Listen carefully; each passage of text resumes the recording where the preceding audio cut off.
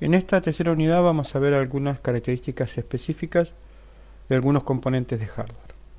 En primer caso vamos a ver la memoria RAM.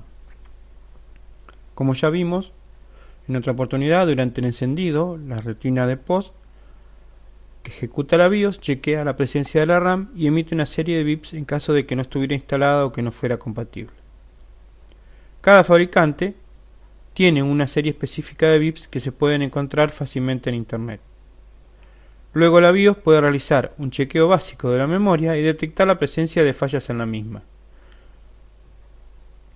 El tema de este chequeo es que las fallas que puede detectar es que las velocidades de las memorias instaladas en los zócalos del motherboard sean incompatibles, ya sea entre sí o con el chipset instalado o con el procesador instalado. A veces los chipsets soportan todas las velocidades de las memorias, pero no así los procesadores. Y el otro error que pueden detectar es que tenga fallas el módulo de memoria. Entonces hace un chequeo de error y puede detectar fallas, entonces lo anuncia mediante esos bips. Vamos a ver un poquito de historia. Los primeros módulos de RAM tenían capacidad de 256K, 1 mega o 2 mega, y había que conectar de a 4 módulos para completar un banco de memoria. En esos momentos, las primeras PC, las 8086 o las XT como se llamaban en ese momento, tenían 4 zócalos de memoria y no había que completar los 4 con 4 módulos del mismo tamaño, o sea, de la misma capacidad de almacenamiento. Podían ser 4 de 256, que era lo habitual en primera instancia. El máximo que tenía una PC XT era de 1 mega, y después empezaron a aparecer módulos de 1 mega y 2 mega. ¿Por qué era 1 mega lo máximo? Porque como eran procesadores de 8 bits, solo podían direccionar hasta 1 megabyte. En realidad hasta 640K, y a partir de ahí el resto lo manejaba con otro direccionamiento como memoria expandida. Se denominaban SIM, Single Inline Memory Module, y tenían 30 pines. Y rápidamente fueron reemplazados por los SIM de 72 contactos. Estos eran los primeros y luego fueron reemplazados por esto.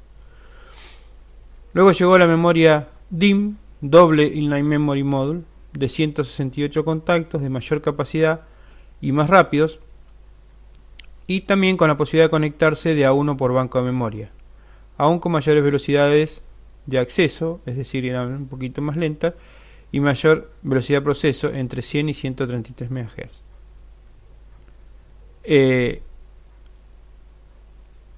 Dijimos que las PC, las XT, las primeras eran de 8 bits, y luego vinieron las 286 que eran de 16 bits. Entonces ahí ya se podía tener más de 1 mega, podía entonces estar 2 megas, 3 megas y 4 megas de almacenamiento. Hasta aquí todos los módulos eran SDR, Single Data Rate, es decir, que solo podía transmitir un conjunto de datos por ciclo de reloj.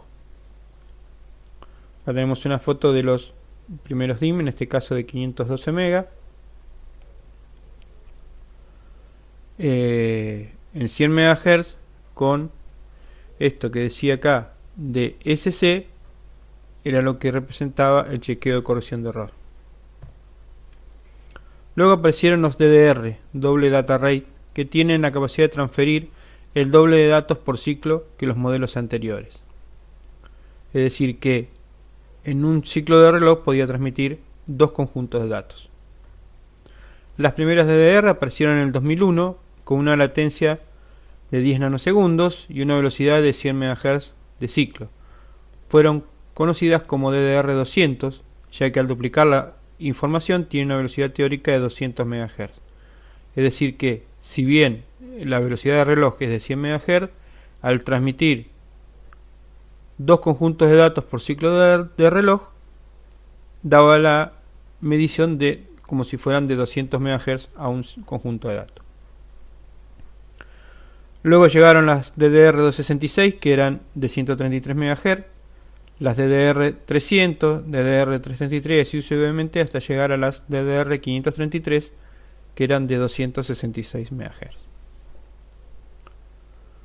Aquí una imagen de las primeras de las DDR, indicando las dimensiones y la distancia de la muesca al inicio del módulo. Luego vinieron las DDR2. La aparición de los módulos DDR2 de 240 contactos permitió duplicar la velocidad de las anteriores DDR gracias a un pequeño buffer que almacena 4 bits en vez de los 2 de la arquitectura DDR para luego enviarlos. Esto duplica entonces la velocidad nominal de los módulos sin aumentar la velocidad real del reloj. Le siguieron las DDR3, también de 240 contactos, pero son incompatibles con la DDR2 dado que la muesca en la placa es diferente. Son más lentas que la DDR2, la frecuencia es superior y el consumo de energía es apenas menor. Es decir, que la latencia es mayor, por eso son más lentas, pero funcionan a una frecuencia superior. Permite módulos de hasta 16 GB de capacidad y permite conectar 3 módulos por cada banco memoria. Esto redunda en una mayor velocidad de acceso a los datos. Acá tenemos un gráfico de las DDR2, 3 y 4, indicando la posición de las muescas en cada uno. Fíjense que las DDR2 y DDR4 son muy similares, ¿sí? Lo único que cambian también, tienen que tener en cuenta la cantidad de pines por módulo. La DDR4 es una evolución sobre las DDR3, ofrece un mayor rendimiento, mayor densidad, mayor fiabilidad y otras novedades de arquitectura, y todo ello con un consumo inferior de energía al de las DDR3. Posee 288 contactos, lo que obliga a cambiar la placa base por una específica para esta tecnología y permite hasta 512 GB por motherboard. La norma de DDR4 contempla frecuencias de trabajo de un 30% superior a DDR3, es decir que aumenta el reloj de trabajo. Si la frecuencia máxima de trabajo de un DDR3 es 2133 MHz, en DDR4 se eleva hasta 3200 MHz. Estas son velocidades teóricas porque unas y otras pueden funcionar a mayores frecuencias mediante overclocking, e incluso ya hay oferta de serie en DDR4 con kit de 3600 MHz y módulos simples a 4266 MHz. Siempre estas velocidades tienen que estar en concordancia con las velocidades que soportan los procesadores y obviamente los chipsets de base. Dual Channel. ¿Qué es el concepto del Dual Channel? Es una tecnología para memorias aplicadas en la PC que permite el incremento del rendimiento gracias al acceso simultáneo a dos módulos distintos de memoria. Esto se consigue mediante un segundo controlador de memoria en el NOR bridge. Lo que sucede en realidad en Dual Channel es que puedo acceder por dos canales, por eso se llama Dual Channel, por dos canales simultáneos a las memorias, tanto para leer como para escribir. Es decir, que yo puedo entonces enviar el doble de la información o recibir el doble de la información en el mismo tiempo que en una memoria simple channel, o la misma cantidad de información en la mitad del tiempo. Para que la computadora pueda funcionar en Dual Channel se deben tener dos módulos idénticos de memoria, DDR o DDR2, ya que no es posible usarlo con los SDR, o sea los más viejos, en los zócalos correspondientes del motherboard, y el chipset debe soportar dicha tecnología. Para que poder identificar si un motherboard soporta Dual Channel, lo que tenemos que ver es si los zócalos de las memorias son de distintos colores. Si los hay azules y negros, rojos y negros, rojos y azules, no importan los colores. Lo importante es saber si tienen dos colores diferentes. Si hay dos colores diferentes para los zócalos de memoria, es decir que ese chipset soporta Dual Channel. Lo que debemos hacer entonces es colocar dos módulos de memoria de las mismas características técnicas, es decir, de la misma capacidad y de la misma velocidad, en dos zócalos del mismo color.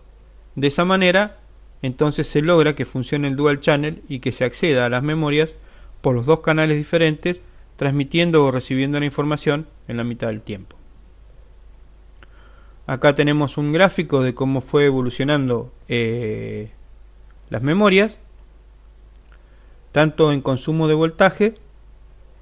Podemos observar acá cómo vamos de 2,5 volts en las DDR a 1,2 volts en la DDR4, o sea, bajo el consumo de voltaje, y cómo se va incrementando la velocidad del reloj de cada modelo y obviamente también la densidad de del almacenamiento, es decir, qué cantidad de megas o de gigabytes se podían almacenar en el mismo espacio de superficie.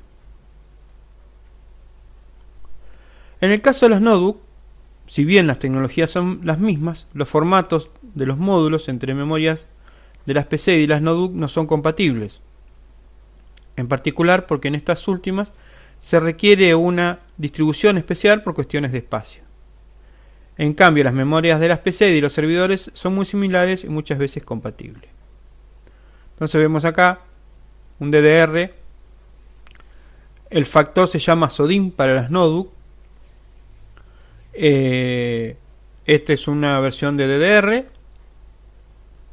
donde, como decíamos entonces, los marcados como PC 1600 está hablando de megabytes por segundo y son de 100 MHz, o sea que acá tenemos la cantidad de datos de transferencia por segundo y acá la velocidad de reloj.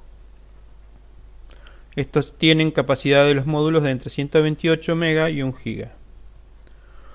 Luego vinieron los DDR2, que también se siguen marcando en cantidad de megabytes por segundo de transferencia y la velocidad en megahertz, con su capacidad entre los 156 MB y 4 GB. Fíjense que, al igual que en los módulos para las PC, en los módulos formato SODIMM, la distancia de las muescas va variando en cada modelo.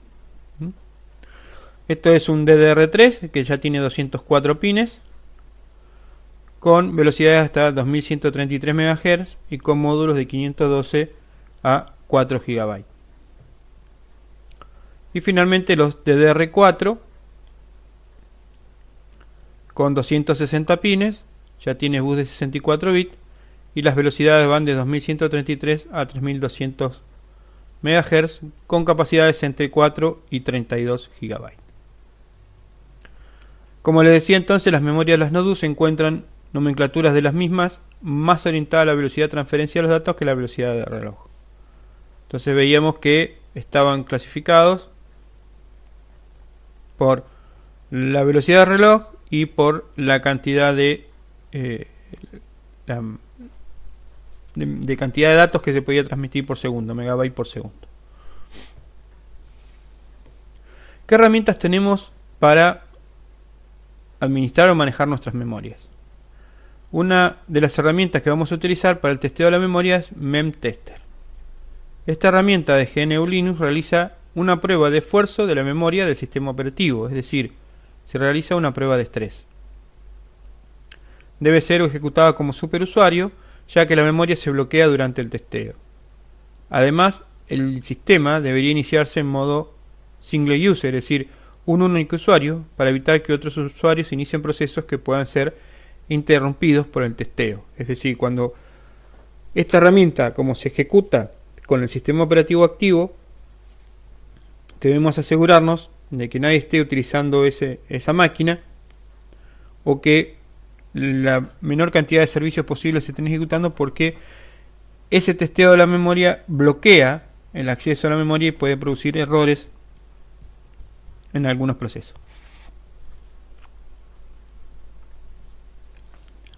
Entonces, el comando es memtester -p, la dirección física, la cantidad de memoria y la cantidad de vueltas o de veces que se va a ejecutar. Entonces se puede especificar la dirección de memoria desde la que se quiere comenzar el testeo. Si no ponemos nada, arranca desde cero. Se debe especificar la cantidad de memoria a testear y debe ser menor a la cantidad de memoria total del sistema. Recuerde que estamos haciendo un test sobre un sistema en ejecución, es decir, que debemos dejar memoria para que el sistema operativo y los servicios que se están ejecutando básicos tengan lugar de memoria para ejecutarse. Y se debe especificar la cantidad de veces o iteraciones que se quiere repetir la prueba. Así lo podemos hacer 1, 2, 5, 10 veces. Como son pruebas de estrés, lo que estamos haciendo es leyendo y escribiendo en la memoria para verificar si se producen errores. Lo ideal en este caso es usar la misma prueba en fracciones más acotadas de la memoria, con varias iteraciones, y luego ir cambiando el espacio de memoria sobre el cual se ejecuta la prueba. Por ejemplo, acá decimos que que se ejecutaron sobre 100 megas, bueno, una sola vez, y todos los resultados que dio sobre las lecturas y escrituras. Luego tenemos otra herramienta que se llama memtest86. Existen dos versiones o ramas de desarrollo de la memtest86, la original y la nueva, que se llama memtest86 Plus. Estos programas son compatibles con la mayoría de las computadoras, desde las antiguas 386 hasta las modernas con procesadores de 64 bits. memtest86 fue diseñado para correr de forma autónoma y autosuficiente desde un dispositivo, un CD, un DVD o un pendrive, o desde un gestor de arranque adecuado sin la necesidad de un sistema operativo presente. Es decir, que esta herramienta se ejecuta de manera autónoma y no requiere que el sistema operativo esté en ejecución para poder ejecutarse. Esto se debe a que el programa debe comandar directamente el hardware que se está testeando, también para dejar tanta memoria RAM como libre como sea posible. Es decir, si no tenemos ningún programa en ejecución, vamos a tener acceso a toda la memoria RAM del dispositivo. Hoy en día es posible descargar el programa en una imagen ISO para grabar en un CD, un DVD o un USB y bootear desde ese dispositivo y de ahí correr este programa.